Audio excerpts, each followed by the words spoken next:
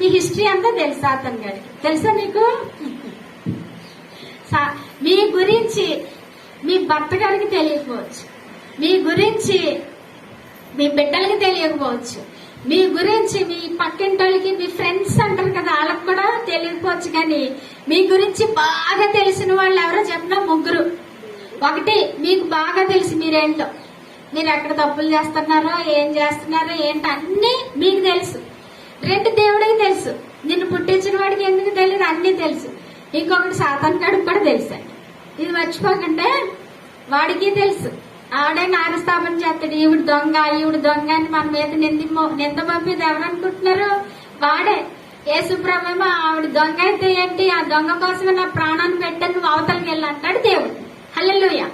అర్థమైందా మీకు? సాతాన్ గడికి అన్ని తెలుసు.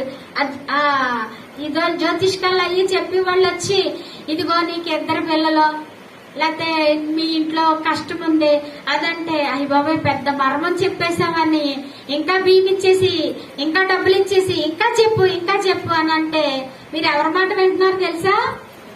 సాతాన్ గడి మాట వింటున్నట్లు లెక్క. లేకపోతే ఏదైనా వస్తువు పోతే పరిగెత్తుకొని వెళ్ళిపోతున్నారండి. ఎక్కడికి?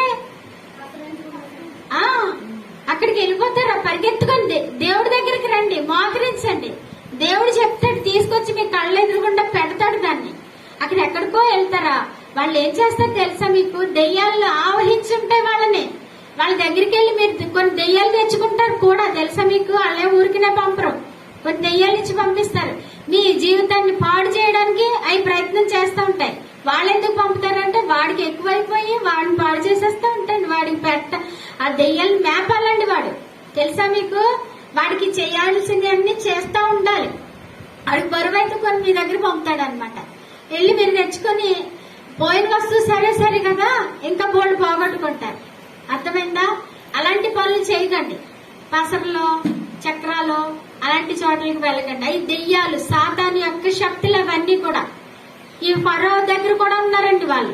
అతనికైతే అతని ఆస్తి